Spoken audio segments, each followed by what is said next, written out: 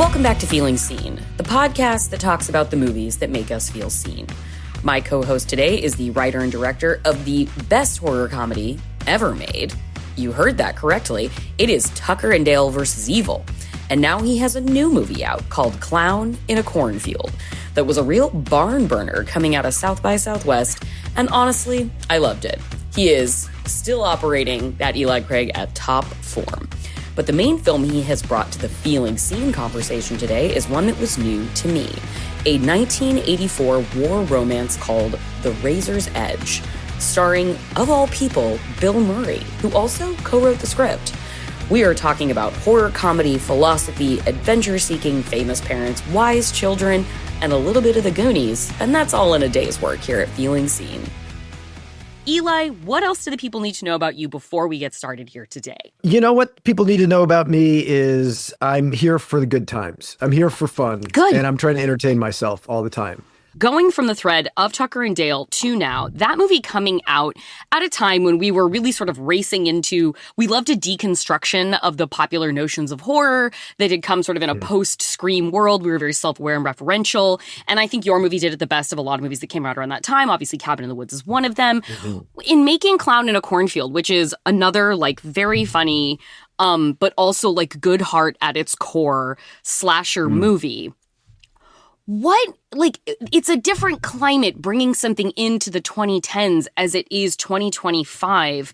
Did it feel like wrestling a different kind of beast, bringing a horror movie with those similar kinds of spiritual elements to it, but at a time when, like, we weren't sort of like, you know, cynically minded or joyfully minded, sort of like dissecting the genre piece by piece with our little scalpels? Like, I just kind of wanted to hear from you as somebody who's been in the trenches for so long and being present for so many iterations and trends in horror.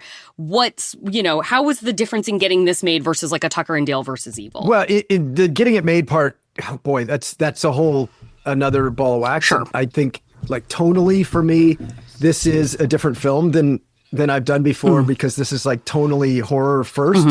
I was always telling everybody who's marketing this horror thriller that like has elements of comedy in it. Sure. And it's angrier and darker than what I've done before. And I like the kills, for instance, in Tucker and Dale are every single one of them. I was like, it has to be the funniest moments of the film. Like they are very funny. That wood chipper, it's still an all-timer. And this, like the kills, I want them to be more scary and fun. They're fun kills, but they're more like real. And oh damn, that dude's dead. You know, like gnarly. And part of that is the culture that we live in now. It's a darker place, and there's more anxiety, and there's more anguish and fear and hatred. Yeah, I think in our culture now. So it was kind of like harnessing that, and yet the part of me that just wants to. Ultimately, I make like love stories. It's the strangest thing. Like nobody ever goes like, that guy makes love stories. Yeah. But within this like real horror, dark horror movie, they're basically two love stories happening at the same time, and people coming to terms with who they are and growing as people and having a full character arc during like the worst night of their lives. That's what I have a lot of fun with. And then as far as like making the movie goes, they're really similar. Like, to be honest with you, the reason I knew I could do this because it was it was way less of a budget than we thought we needed. Like every producer and the line producer, everybody was like, we can't make this movie. We don't have enough money. And I would say, well, I made Tucker and Dale. And so I know I can do this for not enough money. And we'll just make it work. And the crew rose to the occasion. And it involves like a little bit of, you have to make sure you're focused on the right things and not get carried away trying to do something you just can't do for the budget. And then, you know, just going for it with everything you got and trying to make the adventure like work in your favor. When you said like, I'm here for the good times, like I'm here to have fun. Do you find yourself, is a moment like this, you kind of writing against the grain of sorting of a prevailing sentiment? Or is it you sort of like leaning into it and being like, no, like this is when my ship is necessary to sort of cut through the ice? Well, I think it's both, right? Because I want to write what I feel the society's going through. Yeah. And I mean, there's themes in this that run pretty deep. Mm-hmm. And I love this is in a shelled out town, a shelled out agriculture town in Middle America. Yeah, and it's sort of it's a movie about economic hardship in some ways, and the disconnect of the generational anger between people, the disconnect between people that want like to make a better world and those that want the world to be what it was and be the good times that they remember. And the sort of vengefulness and the feeling of resentfulness that comes with, I think, things moving so fast. Like the world has sped up. Change has been just relentless over the past 10 years. So harnessing a piece of that, and then also the part that's fun, or the joy part of it, is that amidst all the absurdity in our lives and the darkness, we need to find laughter and we need to kind of embrace the humanity at the same time, because there's so much absurd humor in what we're living through, from the pandemic to just all this just massive change in the world. Let's just not forget how to laugh at the same time. And this is, of course, Clown in a Cornfield is the story of a transplant sort of family, a single father doctor and his teenage daughter. They move to a small agricultural town that has been laid to waste by the, sort of being forgotten to time. That and sort of like the hub of industry that was at the center of their town, this corn plant, this processing facility, it burns to the ground and it further devastates the town. And Friendo, the clown Friendo, is the mascot of this enterprise.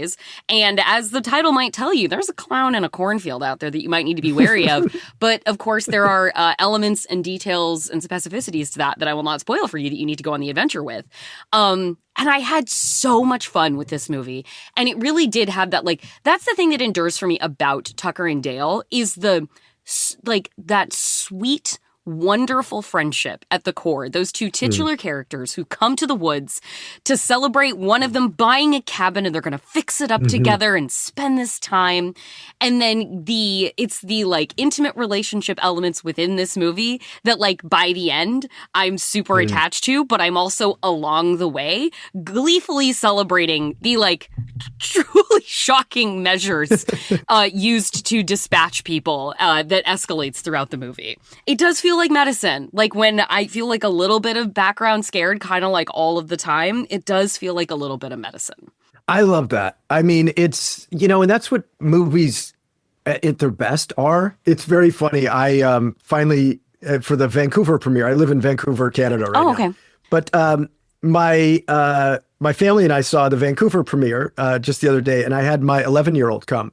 We didn't think we'd show it to him at all, but he came along, and he freaking loved the film. And at the end of it, he said, not everyone should bring their 11-year-old, but if they happen to see it, it's kind of cool. He said, I feel this sense of freedom. Dad, you made a movie that just makes me feel this sense of freedom. And he was hopping around and he had all this energy. What a moving thing to say.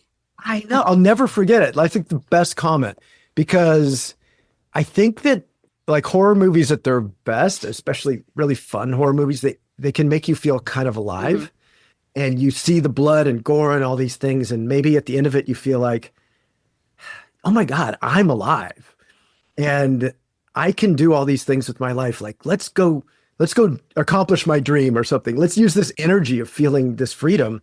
And part of me, digging it a little deep, there's a part of me that just loved, existential comedy, absurd comedy of Samuel Beckett and stuff like that. And existentialism ultimately is about freedom of your life by just understanding that you're going to die. And the fact that we're all going to die means, hey man, do whatever the hell you want. Right. Live your life freely, fully embrace it, because it's going to end and you have to acknowledge that. And horror just puts that in our face.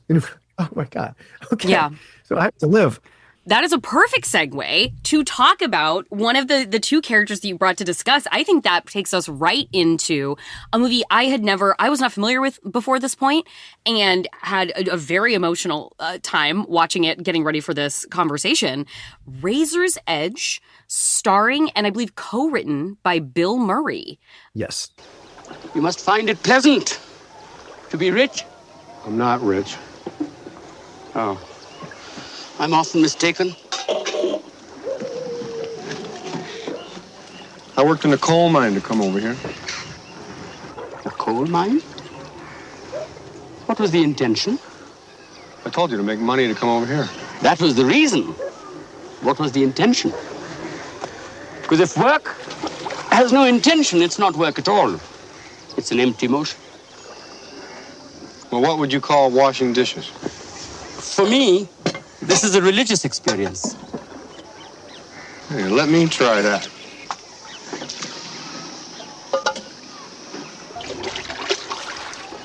Yeah, I feel it. Kind of like being in church. Pass me the soap, will you, Bishop?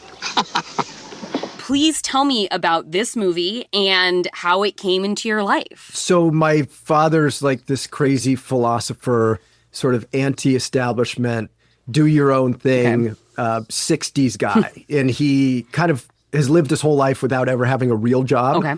But he builds houses, and I built houses with him, and he would build them with a team of people and sell them, or sometimes fall in love with his kooky design of a house and try to hang on to it until he was forced to sell it. He's always just figured out a way to make money, but ultimately his big gift to me was like Will Durant's 10-part series on the history of philosophy. Oh, wow. And he's like, you need to read this. But he also showed me this movie, maybe 12 years old or something, 10 years old, of Bill Murray's Razor's Edge. And it's Bill Murray. And I grew up loving his comedies. Right. Every time I was sick, I would put on Stripes. For some reason, it was Stripes for me. But of course, Ghostbusters too. And really, I was just such a fan of everything he ever did. I mean, obviously, Groundhog Day is one of the best movies ever made.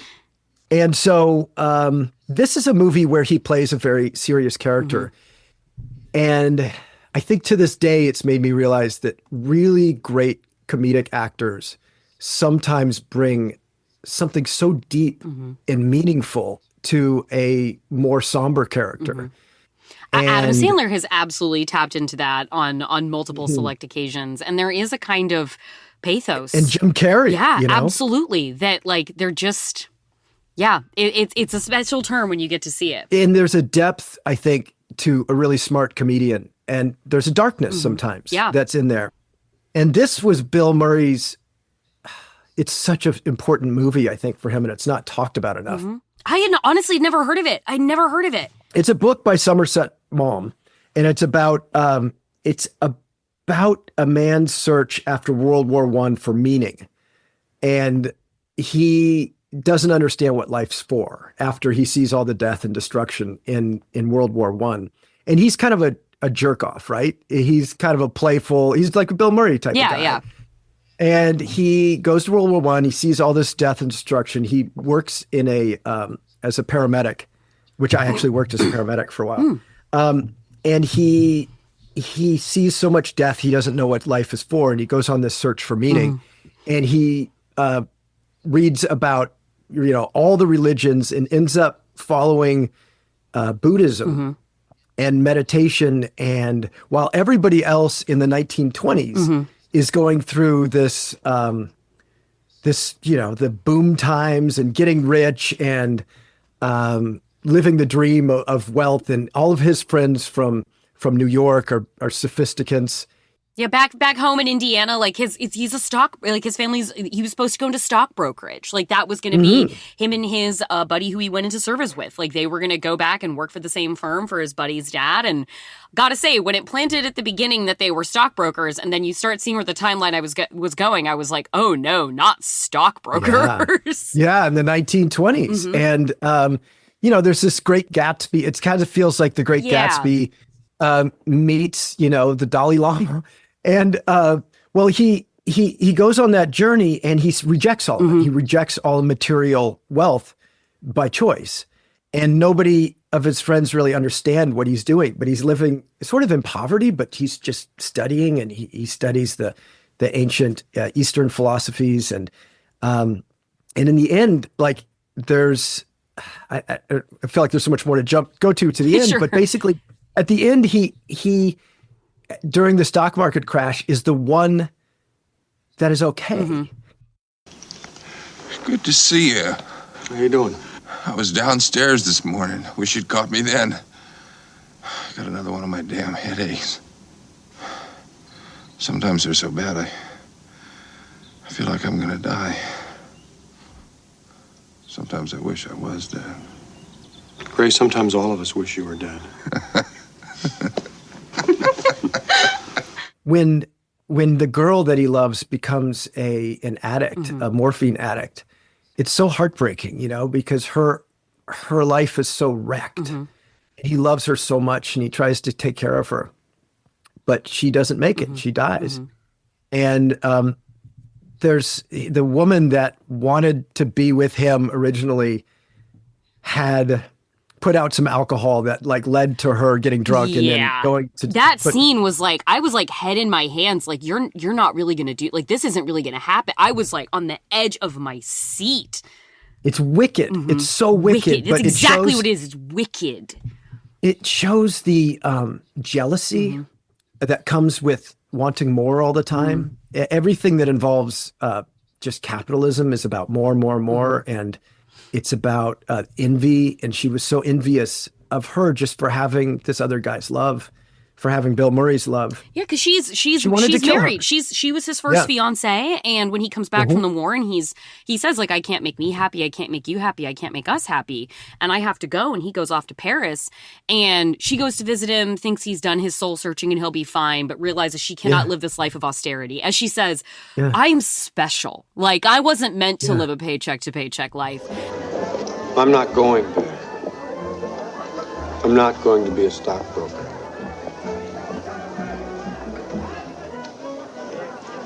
Marry me, we can raise a family, we can travel. I have $3,000. That is more than most people are living on. Larry, we are not most people, we're special people. Nobody's special. I'm special. And I am not going to spend my whole life tagging along behind you, making both ends meet. And she comes back and marries his war buddy, and who clearly has always, we see from the very beginning, his buddy always had eyes for her. Gray always had eyes for her. And then so she's married. She has children. She's about to inherit a fortune from her rich dandy uncle living in Paris, who has sort of rescued them from the shrouds of the Great Depression and the collapse. And they're now in Paris together. And she covets him, Bill Murray's character, Larry, she covets him even still. When she is married, when she's not going to leave the man that she's with, but she can't know that someone else is going to have him, least of all, a friend of hers who is besotted by grief and addiction. Absolutely. And he has something that she doesn't, right? Which is just a joy for life. And she doesn't understand it, and it makes her mad, and she wants it. And then eventually it drives her to such envy and rage that she puts out the alcohol that Sophie's trying to be clean and stay away from. And Sophie gets drunk and ends up in the morphine house, and she dies. And it is so moving. And at the end of it, Bill Murray she says, will I ever see you again? And Bill Murray says, it doesn't matter. Am I ever going to see you again? Isabel, you just don't get it. It doesn't matter. It doesn't matter.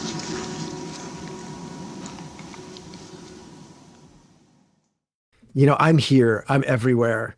And there's such a sense of peace with him at that moment. And I think there's just this spirituality that is just so missing in our lives right now. And there isn't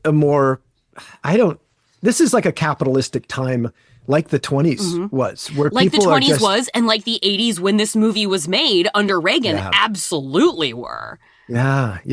And so I think it's so meaningful. And I love, this affected me in so many ways about what do you want to do in life more than how much money you want to make? What is going to make you happy? What's going to give you a sense of fulfillment in life?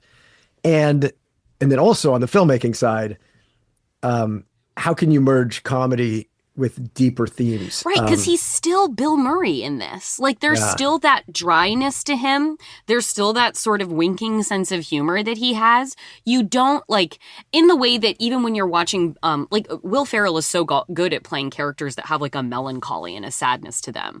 But there's still this sort of twinkle in the eye of Will Ferrell that you know from his comedy that never goes away. And it's the same thing in this movie, too. Even in, like, his most when he's telling, like, the woman who he was formerly engaged, the one who sabotages Sophie and essentially sends her on the path to addiction and death again.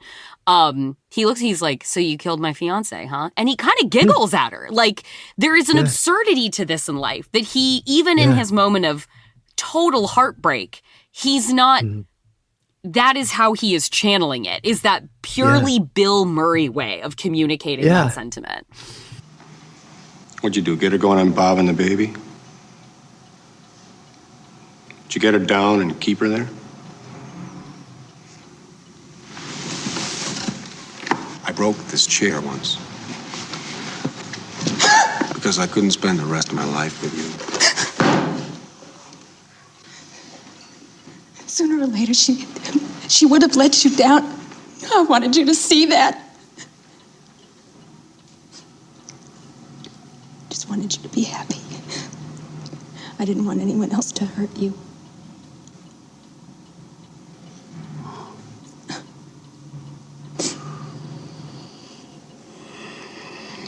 So you killed my fiancé for me?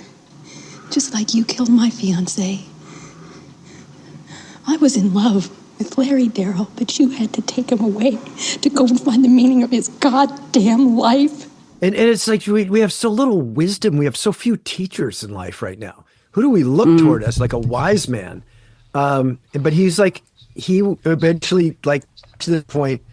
And one of the things about Buddhism I think is so incredible is like it's the complete giving up of materialism. There's these people. When I went to Nepal for a bit, I found out that there's these people called sannyasis, and they're basically homeless. They've given up all material possessions, and they go on these journeys, and they are beggars in the street. But people give them money there, and they respect them, because that giving up of materialism is something to be honored. And they're sort of revered as people that are in their later stage of life and are now in a pursuit of this deeper meaning. And we're so far away from that as a culture.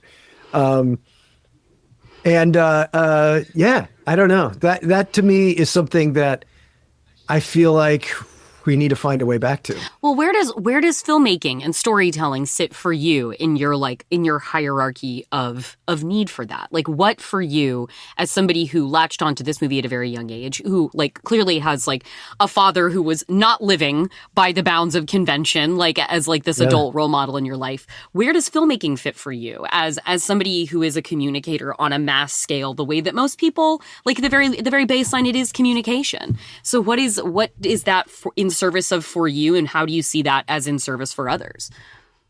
Well, I've seen it as like a part of my life that is not, until now, until like this moment, it feels like this has become my life.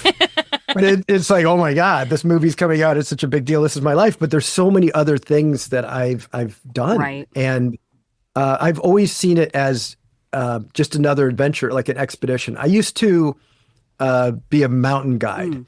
And I first out of college, I fell in love with mountaineering and all these adventure sports. And I started working at Outward Bound, taking kids on like 30-day adventures. And then I worked with at-risk kids and brought them on these like amazing 30-day adventures, these life-changing adventures. And then I went and started guiding clients up peaks like Aconcagua, and the highest peak in the Western Hemisphere, and Denali in Alaska. So I went pretty far with it. And it's what everybody's asked me, did you climb Everest? And I had a moment where I was trying to figure out what I was doing in life, because I had lost a lot of friends in this pursuit of this activity. And I had many people die in my hands. Oh my God. I would try to rescue. I was on rescues. I worked as an EMT, wilderness EMT. So I kind of got to see the line between life and death. And I was only in my early 20s. I was like 22, 23 years old. And I remember my mom kind of like, is this your whole life, or what else are you going to do? Sure. I was going through some existential crisis, and I was writing, I was always writing, and I had written a script that got some attention, and I was doing some acting as well. And I was, it's such a crazy story because I was on Clint Eastwood's set. I did a role in his movie Space Cowboys. Okay. And it was sort of like where I was trying to figure out if I was going to be an actor or not. But I was always like right behind Clint Eastwood, trying to figure out like what he was doing as a director. And he turns around and he looks at me and he says, "What are you doing here?" And I say, I'm in your movie. I don't know if you remember me. I was in your scene. We shot a little bit ago. Yeah. And he goes, no, I mean, what are you doing? And I said, well, someday I'd like to do what you're doing. And then he kind of looked at me like through my soul, and his eyes piercing through me. And he said, "Well, go do it, Dan." And Whoa. And I was like, I think he means like, just go pursue my dream. That's what he means. And so anyway, I applied to a film school, and I went back to film school. And I, at that same time, was being invited to go climb Everest with a group of people, and like had to make a choice because the film school was going to cost a lot of money. Everest cost a lot of money. I was already asking for a lot of money to get to film school. Through that. So I went to film school, and it kind of like took me in a totally different direction. Wow, I can't believe you were at like the actual like linear track crossroads of not like Everest metaphorically or film school. It was like literally Everest or literally film school. And my Everest has been making movies now, and also like having a family and sort of these bucket list items. But I've always seen making a movie as being an expedition. Like you're putting in it is particularly like an expedition with at-risk kids that I used to do with Outward Bound, where you put a group of misfits together and then try to guide them or lead them on toward a goal. And people, what are you doing with your career? What's happening with your career? And I was like, I don't fucking know. What's my next expedition? What am I doing next? That's really cool. I want to do a cool thing. So that's where movies have lied to me. It's been like a cool thing, like kind of like a bucket list thing. And I had this moment of realization today because my movie comes out today in theaters, like 2,200 theaters. Congratulations. And I was like, man, this has been a dream for so long. I didn't get this with Tucker and Dale. Wow. I definitely didn't get it with Little Evil. It went straight to Netflix, and I've kind of been on the periphery of filmmaking. Like I write my scripts and I do my job, and I kind of been one of those people that like when my bank account goes to zero, I go, I need to do something. And I run out and I like, thank God I've always figured out how to like get a job and dig my way out of debt. Seems like you really inherited a good skill there. Oh God, it's scary. You realize you're just making your way over this crashing wave. And frankly, like I've never been a guy that's needed money until you're like, oh my God, I really need money. Right. Like the credit card companies are calling, And so people are like, where's Tucker and Dale? Where's Tucker and Dale 2? Well, I was off on some adventure, and I always wanted to do that, but it's like, I just wasn't 100% focused on it, this being a career for me. That's so interesting. I wanted to make a few really cool movies. And I put everything into the movies I make because they may be the last thing. And it's just like, this was one thing on the bucket list. And now it's like, I just sit back and go, I cannot believe we're coming out in 2,200 theaters with this movie. It's time for a break, but when we come back, Eli will tell us all about the unexpected impact of coming from a showbiz family. Plus, we will get a bit about his love for the pride and joy of an American millennial, The Goonies. Then at the end, I will have one quick thing before I go about a very exciting trailer that has recently dropped, and that is for Nobody 2.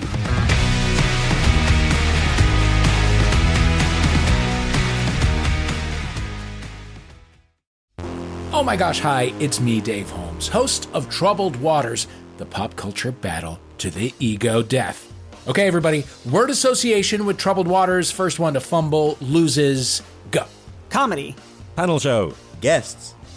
Celebrities. Games. Oh, sound rounds. Improvised speeches. Puns disguised as trivia. A very niche Flash Gordon clip. Chapel Rowan. Oh, no, Riley, I'm sorry. She will not return our phone calls. I am afraid you're out. A girl can dream. Oh, but dreaming will not earn a girl any points. Troubled Waters. Listen on Maximum Fun or wherever you get your podcasts.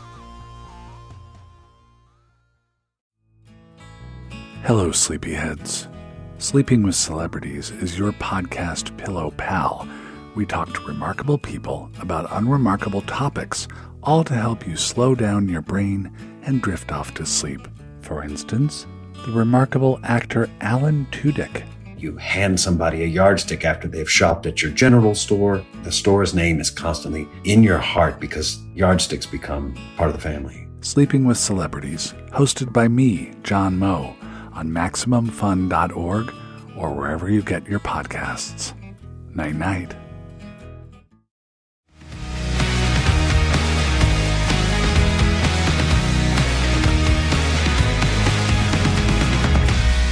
Bill Murray has this face that's like, I don't know, he's sort of forever like a middle-aged figure to me. Like even young Bill Murray doesn't look like the youngest guy you've ever seen. So he's just like, He's kind of Bill Murray frozen in time to be watching this, but I'm having to remind myself, I'm like, he's so young. Yeah. Like you're watching most of this movie for someone who is in their 20s, who is and who has witnessed these horrors and who is carrying so much death. And like I kept having to remind myself of that, of like, to reconcile coming from a life of such extreme privilege to suddenly have the rug rip out from under you and be like, I have to earn my way to feeling like I deserve to be alive in this world. And what is the price of being alive and what is the privilege of being alive? Like, you know, hearing you tell your stories of like, of going on to the next expedition, of going on to the next adventure, like, and then being behind Clint Eastwood and he gives you these guiding words of wisdom. You're like, okay, well, I guess I'm going to do it. I guess I'm going to make a movie. Like, you were both having your expeditions. Well, maybe you're digging more out of me with this movie than I thought, because that's my job. I'll go into a little more backstory that it's hard to understand me without this element too. But you know, I come from a showbiz family, and my mom is huge. When I was a kid, huge actor, celebrity, and she's Sally Field, right? Mm-hmm. So when I was a kid, it was like I needed to earn my right to feel like I was worthy. Sure. I think I look back on it, and in some ways it was similar to Bill Murray, because was that something you always felt, but in a way that was unnamed? Or were you aware of the specificity of like, I know why I feel like I have to earn it? Or was it like a sense of like, I have this feeling like I don't know, it's imposter syndrome, or was it an uneasy fit? Or could you always identify the kind of like thing you were trying to earn your way out of? I don't know if I always knew it as directly as you're saying it now, but I remember so clearly being like 7 or 8 maybe, and this woman in an airport coming up to me, and she had just talked to my mom, and then maybe I was a little behind her, but she handed me, she tried to give me $20. And she said, here, take my money. Your mom's so wonderful. I want you to have $20. Oh my God. And I said, I don't deserve this. Like, I didn't really do anything. Mm-hmm. Like, I won't take your money. Mm-hmm. And she was like, no, I really want you to have it. And I said, I can't. What a weird and something that most people are just never going to be able to relate to thing, to have to be like, where does this fit? Where do I fucking put this? Yeah. And it's so odd. Like the dichotomy in my life, I look at now, and it does make sense for my movies that I've gravitated to, because my dad and my mom split when I was like 2 years old, and my dad moved to Oregon, where he built houses and like worked. He was never like a deadhead kind of guy. He wasn't like a druggy kind of guy, but he was an alternative living kind of guy. Sure. I went to college in Eugene, Oregon. I know those folks. Yeah, that's where he lives. That's where he lives. I know those. I know Stern Grove. I know those things. And we have a lake house in Florence, Oregon that we built. Beautiful. Yeah, and we built it by hand, and I would go up there with the tractors and chainsaws and clear land and work in the brush, and I learned those like physical skills, and I always gravitated more toward that because it felt like something I did. Mm-hmm. Yeah. You know? And like, I helped you build this house, and I there's something about hard work where you dig a hole and you're like, I dug that hole. Yeah, something entirely tangible. Yeah. And it's the opposite of being entitled or privileged, you know? And so I always gravitated toward the like really hard work. It just proved something to me. I can do this. And mountaineering was a part of that. It was like crazy hard work to get to a summit of a mountain. And by the way, it's something nobody can take away from you. They can't say, oh, you did that. You climbed Denali and guided people up it because of who your mom is. Yeah. And still to this, you know. Truly. you know? Nobody knowing the doorman got you to the top of Denali. Yeah. And so, and that's sort of why I really turned away from acting.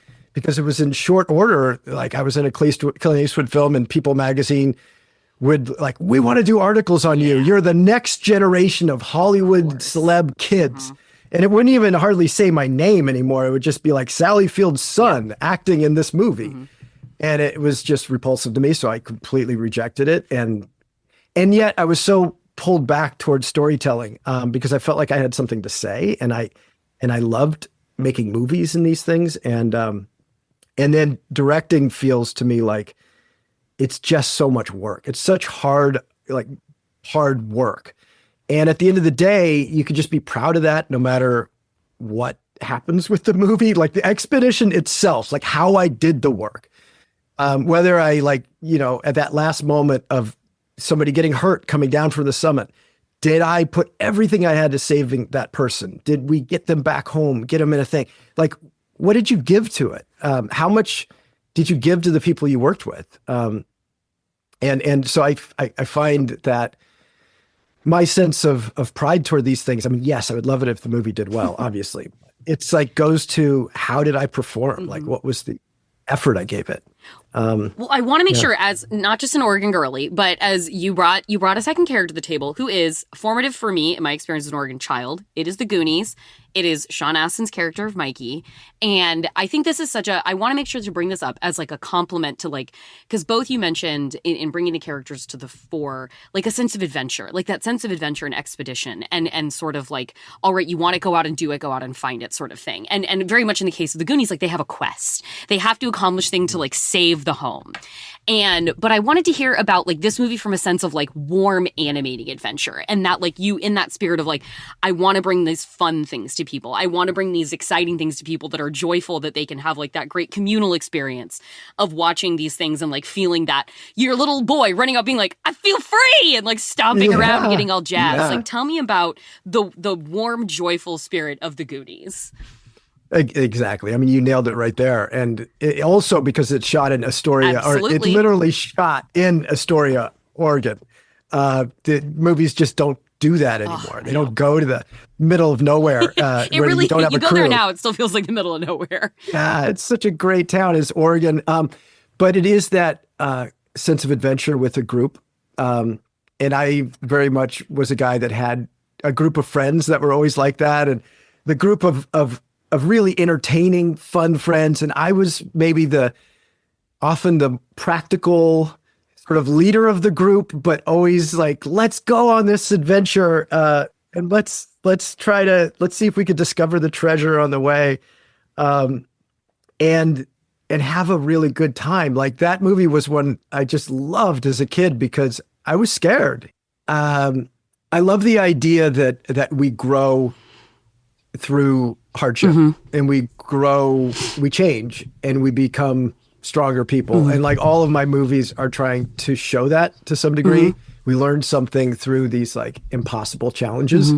Tucker and Dale is a funny one that way because ultimately it's a movie about a guy that learns his self-worth and learns that he's worth more than he thinks he is. And his friend gives him that.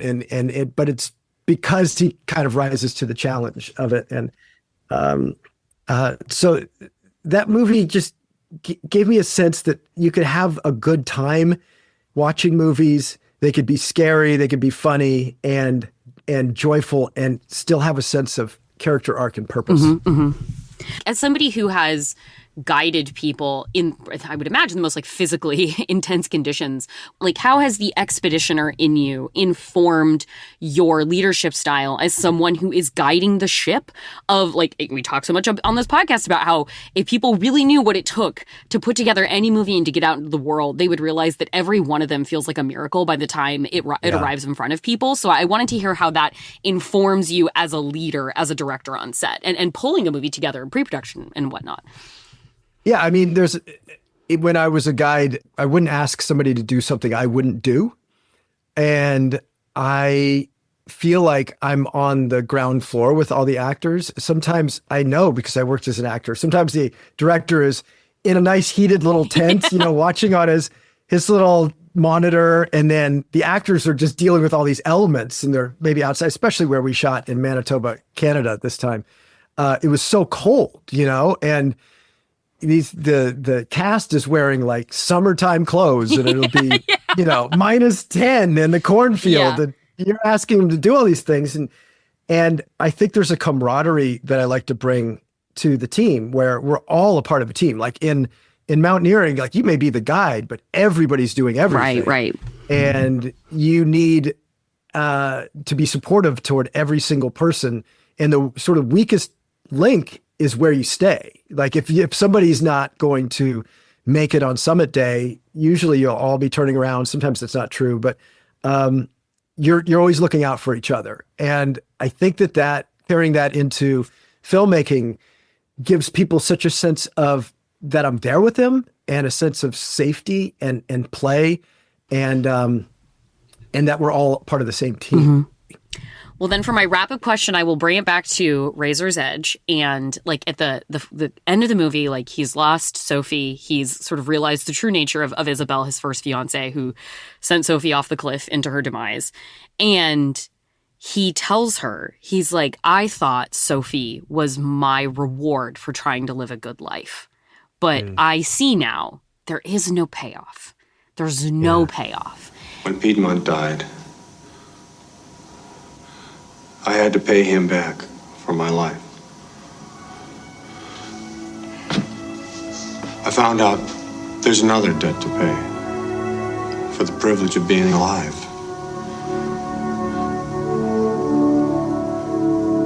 I thought Sophie was my reward for trying to live a good life.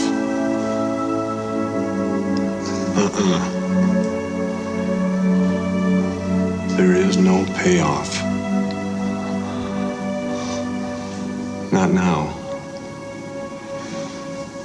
Where are you on the spectrum of there is no payoff, or if there is a payoff that you're working toward it? Where are you at on the notion of payoff? I think that it's like Sisyphus. And I think you push the ball up the hill, and just when you think there's going to be payoff, it ends up back at the bottom of the hill. And your payoff is getting to push that ball up the hill again. And it's learning to enjoy the hardship part of pushing the ball up the hill. Mm-hmm. And just it goes back. Let's bring it back to what my son said: a sense of freedom that you have, and if you can embrace the joy of life, the absurd joy of it, and know that, man, it ain't going to be forever. So we have to appreciate these small little moments. And sometimes those victories are not what everybody else sees as the victory. Right now it's like the victory is, well, how's it going to do in the box office? And I guarantee you it's going to feel bad. I'm going to feel bad. There's no scenario where I come out of this going, wow, I did it. I feel great. I'm going to feel shitty at the end of this weekend. Okay. I just acknowledge that because the real thing is just the work. And then the payoff, I think, it's turning around and getting your loved ones to like look at you and say, you gave me something really, really unique in my life and really joyful. And I'll keep that. Well, then that's the bow on it. I think that is a lovely way to end the conversation. And Eli, thank you so much for being willing to have such an expansive conversation with me. I have so enjoyed talking to you about all of this stuff. Could I say one thing? I've yet to say in any interview that I was just thinking about this morning too. Please.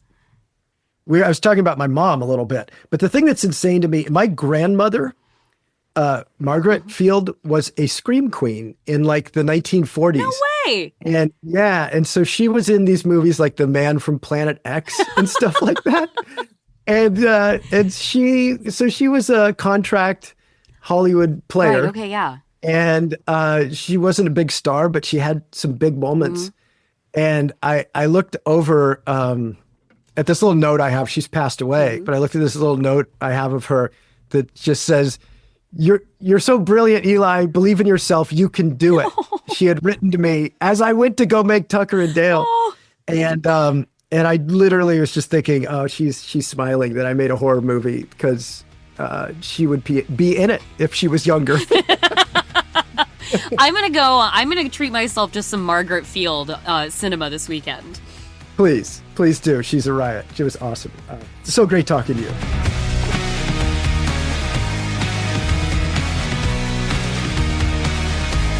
Thank you so much to Eli Craig. Here is hoping that last weekend's really excellent opening for Clown in a Cornfield proved him wrong.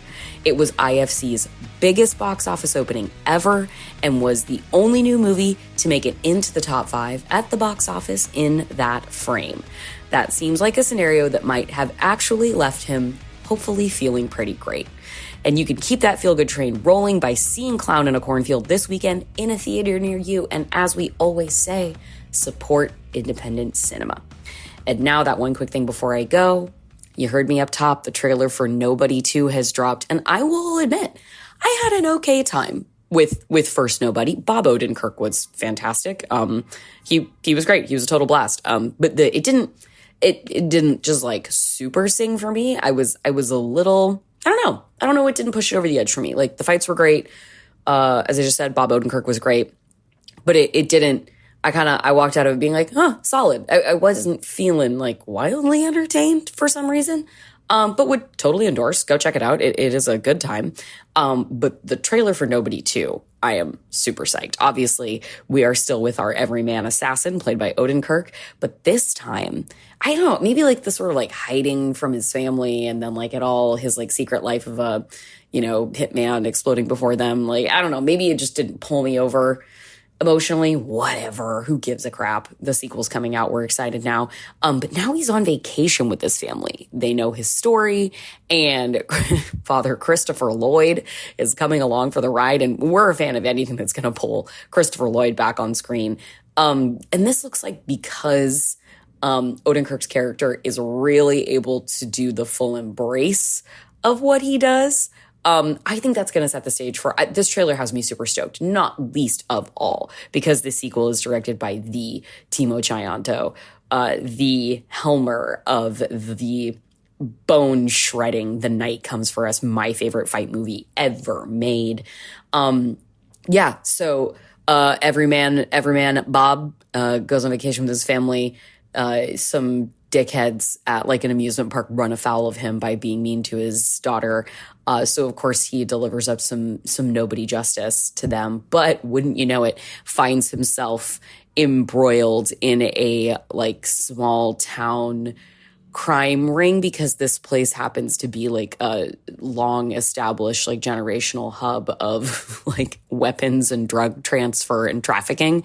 So guess Mr. Nobody is gonna have some reckoning to bring to the people of this place. Stoked. It looks fun, hijinksy. The fighting looks awesome. I trust in the violence that will be served up by Timo Chianto. And I am stoked to be more stoked for Nobody 2. Make me a fan. Bring me the goods. I can't wait. I cannot wait. I want to love everything, honestly. Nobody 2 trailer, Timo Chianto, Bob Odenkirk, the Connie Nielsen, and legendary Christopher Lloyd. Bring it on. And that's our show. You can keep up with us wherever you get your podcasts. You can follow us wherever you're listening now to get every new episode in your feed as it drops. You can follow us to find out more on Instagram at Feeling Seen Pod. We are also on Blue Sky, me and the show. Search Feeling Seen or Jorcru, Jorcru, which is, as always, where I am on Twitter. Our theme music is by Andrew Epen. The show was produced by Marissa Flaxbart. Our senior producers are Kevin Ferguson and Laura Swisher, and this is a production of Maximum Fun.